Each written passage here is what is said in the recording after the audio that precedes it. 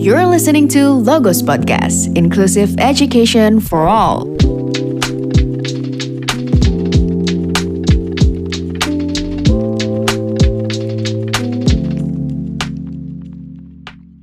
Hi everyone, welcome back pada sesi Logos Podcast yang terbaru.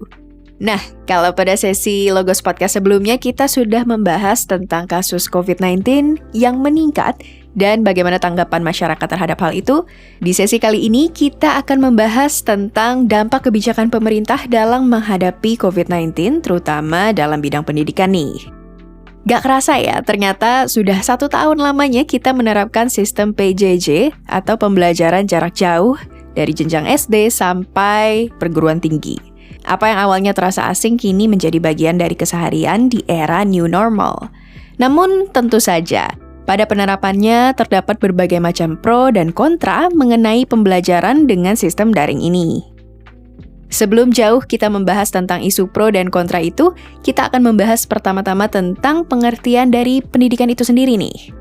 Menurut KBBI, pendidikan didefinisikan sebagai kebijakan suatu pemerintah untuk mengatur pendidikan di dalam negaranya.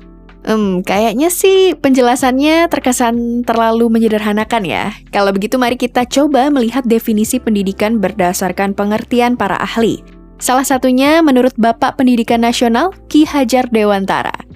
Pendidikan dapat diartikan sebagai bimbingan atau pertolongan yang diberikan orang dewasa kepada anak agar mereka dapat mencapai kedewasaan dengan membuktikan bahwa dirinya mampu untuk berdiri sendiri atau dengan kata lain mandiri.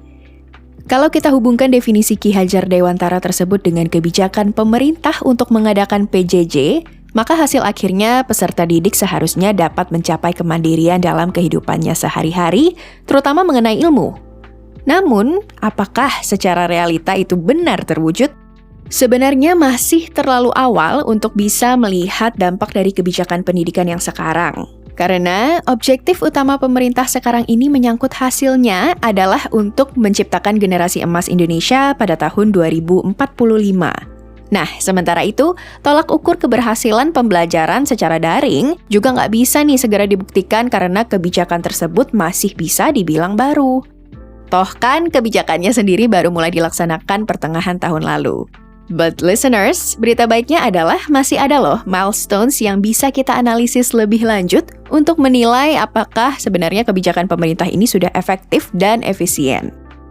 Kalau kita coba menoleh ke belakang dan kilas balik tentang pemberlakuan sistem pendidikan pada masa sebelum COVID-19, kita akan kembali lagi ke sistem pembelajaran tradisional di dalam gedung sekolah dengan teman-teman sepantaran dan menghabiskan secara keseluruhan 8 jam di sekolah, belum lagi kalau ditambah dengan kegiatan ekstrakurikuler.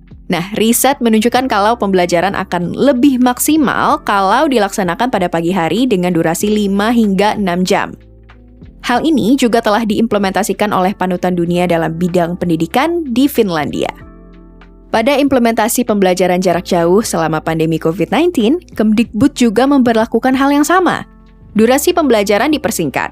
Namun ternyata cara ini tidak terlalu efektif karena ada faktor-faktor eksternal lainnya yang memengaruhi. Banyak murid yang mengeluh guru tidak hadir selama online class, atau guru hanya asal memberikan tugas untuk mengisi waktu luang saja. Selain itu, ternyata masih banyak juga guru yang belum melek digital. Jadinya sama-sama susah nih ya.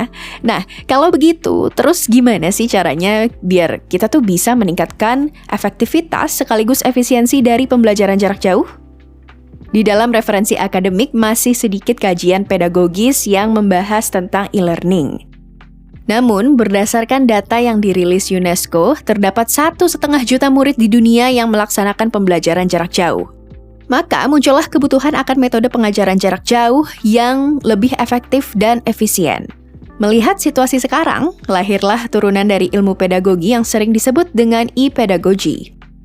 Apa saja sih sebenarnya fungsi dari e-pedagogy ini? Fungsinya adalah untuk membantu siswa dalam menyediakan metode yang dapat meningkatkan kualitas pembelajaran secara daring. Nah, menurut riset yang telah dilakukan oleh Contact North, Asosiasi Perguruan Tinggi di Kanada, terdapat beberapa hal yang bisa mendukung pembelajaran jarak jauh. Salah satunya adalah melalui kolaborasi, bukan saja dalam satu institusi, melainkan juga dengan publik. Hal ini tentu saja bisa lebih mudah dilaksanakan mengingat sekarang kan kita punya akses ke media sosial dan juga platform seperti Zoom atau Google Meet ya.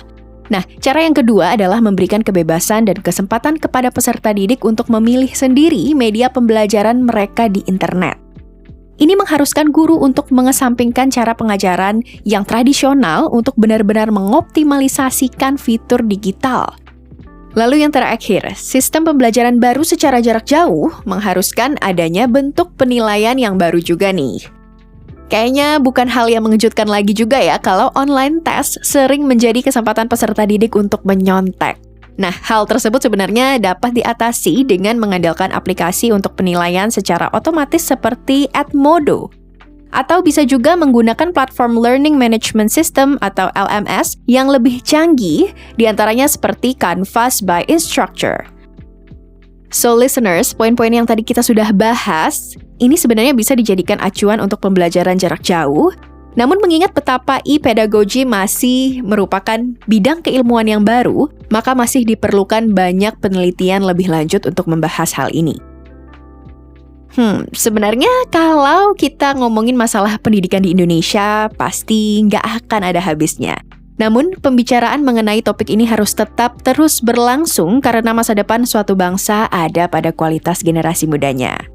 Tidak bisa kita mungkiri bahwa pembelajaran secara daring juga memiliki potensi yang besar apabila diarahkan dan dimanfaatkan dengan benar.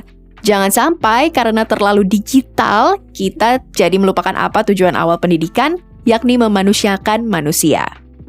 Pembelajaran jarak jauh seharusnya menjadi salah satu alat untuk memajukan pendidikan, bukan malah mengakibatkan adanya learning loss karena siswa tidak dihadapkan dengan realita kehidupan nyata. Ada harapan besar untuk e-pedagogy ke depannya untuk bisa menjembatani hal ini. Semoga banyak dari para generasi muda Indonesia sekarang ini merasa terinspirasi untuk melakukan penelitian lebih lanjut untuk mengembangkan e-pedagogy dalam rangka meningkatkan kualitas pendidikan di Indonesia ya. So listeners, that's it for today's episode. Jangan lupa akses website logosid.xyz untuk konten-konten menarik lainnya. Dan juga follow Instagram dan Twitter logos.id untuk diskusi, edukasi filsafat, sosiologi, pop culture, sains, dan masih banyak lainnya. Kamu juga boleh banget untuk kirim saran topik yang pengen banget dibahas di Logos Podcast berikutnya. Nantikan episode Logos Podcast lainnya. Gue Ellen pamit undur diri and see you on the next episode.